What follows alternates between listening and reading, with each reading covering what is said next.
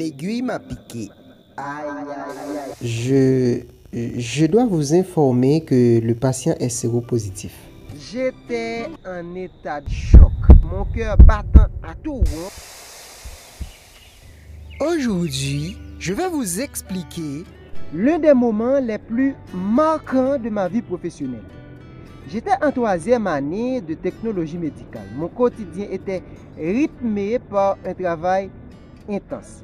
Ce jour-là, j'avais terminé ma journée de travail épuisante au service d'hématologie où le travail était incessant en raison de l'absence d'automate d'hématologie. À la fin de ma journée, j'ai retiré ma blouse, lavé mes mains et avec ma valise sur le dos, je commençais à marcher vers la sortie. J'avais hâte de rentrer chez moi. Tout à coup, une de mes monitrices m'interpellait. Jean-Paul, on a besoin de vous pour un prélèvement en pédiatrie. Est-ce que vous pouvez y aller? Je lui ai expliqué que je ne pouvais pas car j'étais épuisé, mais elle insistait. Ne voulant pas la contrarier, surtout qu'elle allait m'évaluer à la fin du semestre, j'ai remis ma blouse et je suis allé faire le prélèvement. Ce simple geste, pourtant habituel, me semblait alors être une montagne insurmontable.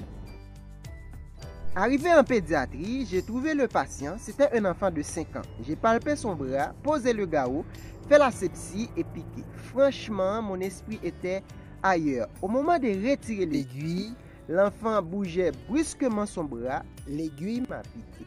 Aïe, aïe, aïe. Le temps semblait se figer, un frisson glacé parcourut tout mon corps. J'étais horrifié, mon cœur battant à tout rompre, mon esprit s'embrouillait, j'avais envie de hurler, mais je devais garder mon calme. Une fois le prélèvement terminé, j'ai quitté la pédiatrie, mes mains tremblantes, mon cœur lourd de peur.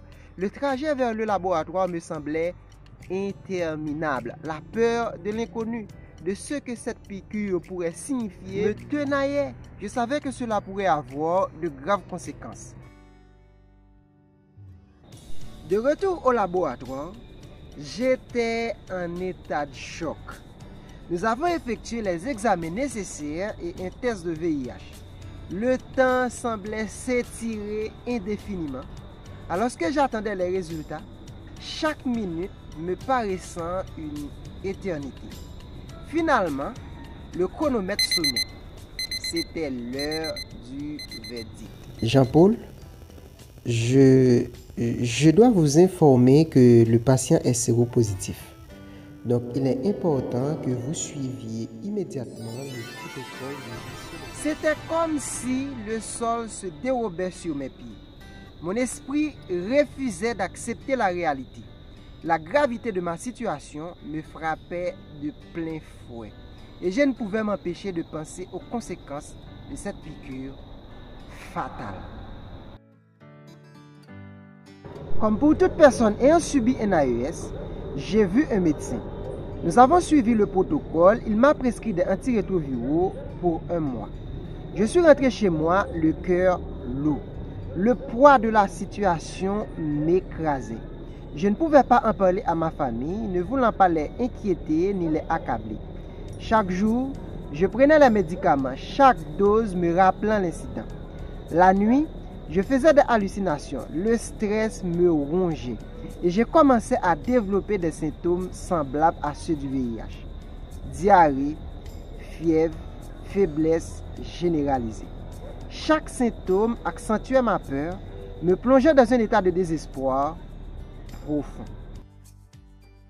À mesure que l'échéance approchait, l'angoisse montait en moi. Chaque minute amplifiait ma peur. Après 1 mois insoutenable, le jour J arriva. Je me suis rendu au laboratoire, je me suis piqué moi-même et réalisé le test. Chaque geste était un défi. Mes mains tremblaient, je ne pouvais détacher mon regard du test. Chaque seconde était une éternité.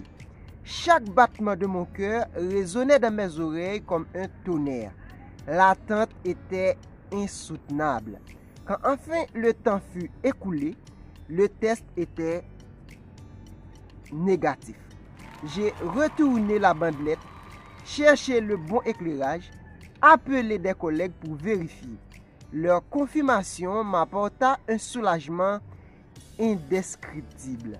Une vague de joie et de soulagement m'envahit, chassant la peur qui m'avait habité pendant tout ce mois. Cette expérience m'a appris qu'il vaut mieux refuser une tâche si on n'est pas en mesure de le faire.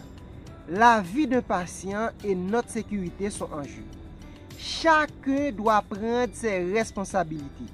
Le laboratoire fonctionnait 24 heures sur 24. Il y avait un autre personnel qui devait me remplacer. Ce n'était pas à moi de faire ce prélèvement.